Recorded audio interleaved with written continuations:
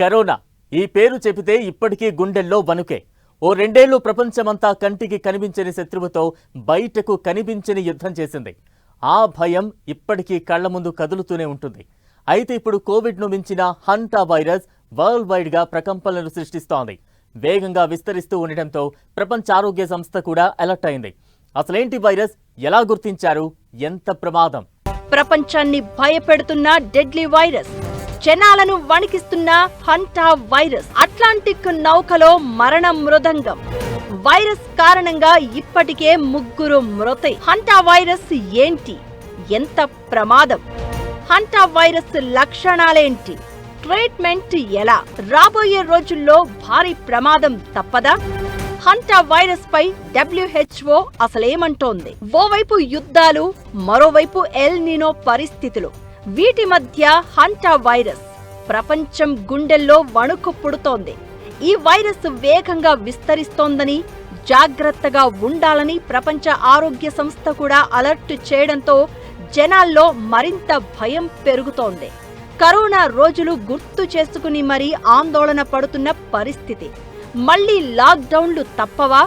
మాస్కులు ముక్కుకు తగిలించుకునే రోజులు రాబోతున్నాయా అనే చర్చ నడుస్తోంది. క్రూజ్ నౌక MV హోండియస్ లో ఈ హంటా వైరస్ వ్యాపించింది. దీని కారణంగా కొన్ని మరణాలు సంభవించడంతో ప్రపంచవ్యాప్తంగా ఆందోళన మొదలైంది. హంటా వైరస్ ప్రధానంగా ఎలుకల ద్వారా మనుషులకు సోకుతుంది. ఎలుకల మూత్రం, విసర్జనలు, లాలాజలంతో కలుషితమైన ప్రాంతాల ద్వారా ఈ వైరస్ వ్యాపిస్తుంది. సాధారణంగా ఇది మనిషి నుంచి మనిషికి సులభంగా సోకదు.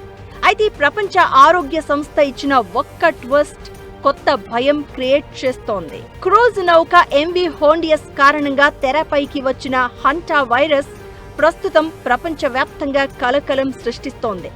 అట్లాంటిక్ మహాసముద్రంలో ప్రయాణిస్తున్న ఈ నౌకలో అనుమానాస్పదంగా హంటా వైరస్ సోకి 3 వ్యక్తులు చనిపోయారు. మృతుల్లో నెదర్లాండ్స్ కు చెందిన భార్యాభర్తలు, ఒక జర్మన్ పౌరుడు ఉన్నారు. మరో బ్రిటిష్ పౌరుడు తీవ్ర అస్వస్థతకు గురై ప్రస్తుతం దక్షిణాఫ్రికాలోని జోహెనెస్బర్గ్ లో ICUలో చికిత్స పొందుతున్నారు. ఈ నౌక ప్రస్తుతం కేప్ వెర్డే తీరంలో ఉంది. ఇందులో 23 దేశాలకు చెందిన 149 మంది ప్రయాణికులు ఉన్నారు. దీంతో హంటా వైరస్ గురించి ఆందోళన వ్యక్తమవుతోంది.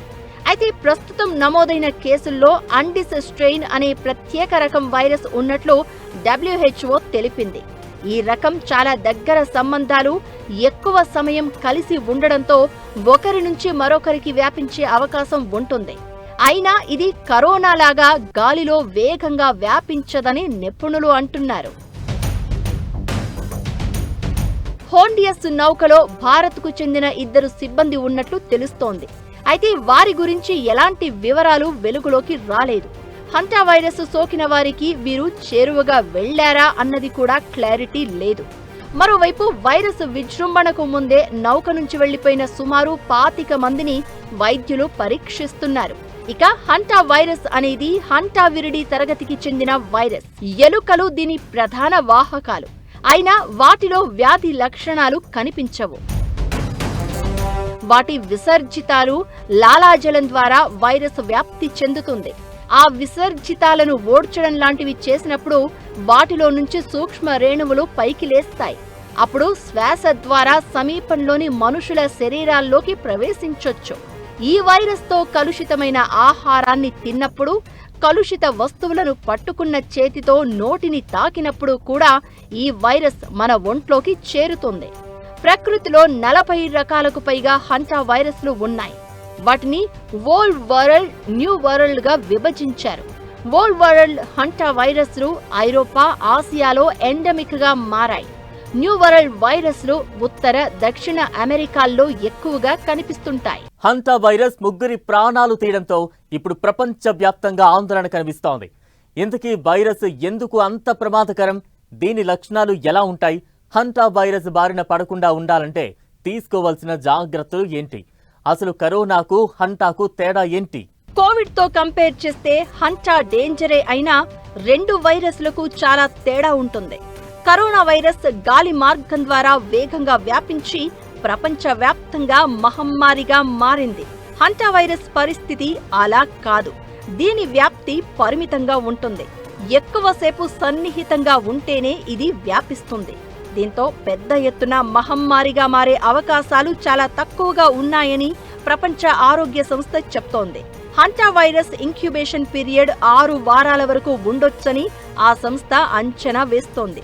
దీంతో రాబోయే రోజుల్లో మరికొన్ని కేసులు బయటపడే అవకాశం ఉంది. అయితే ప్రపంచ ఆరోగ్య ముప్పు స్థాయి చాలా తక్కువగానే ఉందని ప్రపంచ ఆరోగ్య సంస్థ చెప్తోంది. కరోనా ప్రారంభ దశల మాదిరి పరిస్థితి కాదని, ఒక పరిమిత ప్రాంతంలో నమోదైన వ్యాప్తి మాత్రమే అని స్పష్టం చేసింది. హంటా వైరస్ ఎలుకలు, ఇతర రోడెంట్స్ ద్వారా మనుషులకు సోకుతుంది. ఊపిరితిత్తులపై తీవ్ర ప్రభావం చూపుతుందని, కోవిడ్తో పోలిస్తే దీని మరణాల రేటు ఎక్కువగా ఉండే అవకాశం ఉందని నిపుణులు హెచ్చరిస్తున్నారు. వైరస్ సోకిన తర్వాత లక్షణాలు కనిపించడానికి కొంత సమయం పడుతుంది. ఇవి సాధారణ ఫ్లూ తరహాలోనే మొదలవుతాయి. జ్వరం, తీవ్రమైన తలనొప్పి, కండరాల నొప్పులు, అలసట. అదే తీవ్ర దశలో అయితే శ్వాస తీసుకోవడంలో ఇబ్బంది, ఊపిరితిత్తులలో నీరు చేరడం, మూత్రపిండాల వైఫల్యం లాంటి అనారోగ్య సమస్యలు తలెత్తే ప్రమాదం ఉంది. హంటా వైరస్ కు ప్రస్తుతం నిర్దిష్టమైన టీకా లేదా స్పెషల్ మెడిసిన్ ఏదీ అందుబాటులో లేవు. ఈ వైరస్ కు సంబంధించిన లక్షణాలు కనిపించిన వెంటనే తప్పనిసరిగా డాక్టర్లను సంప్రదించాలి. ఒకవేళ పరిస్థితి విషమిస్తే ఐసీయూలో వెంటిలేటర్ సాయంతో చికిత్స అందించాల్సి ఉంటుంది. నివారణే అన్నిటికంటే ఉత్తమ మార్గం. నివాస ప్రాంతాల్లో ఎలుకలు లేకుండా చూసుకోవాలి. ఎలుకల విసర్జితాలు ఉన్న చోట శుభ్రం చేసేటప్పుడు మాస్కులు, గ్లౌజులు ధరించాలి. ఇకటు క్రూయిజ్ షిప్లో మరణాలు సంభవించడంతో ఆ నౌకను ప్రస్తుతం క్వారంటైన్లో ఉంచినట్లు తెలుస్తోంది. ప్రయాణికులందరికీ వైద్య పరీక్షలు నిర్వహిస్తూ ఉన్నారు. ప్రపంచ దేశాలు, విమానాశ్రయాలు, పోర్టు పట్టణాల్లో నిఘా పెంచాలని అధికారులు ఆదేశించారు.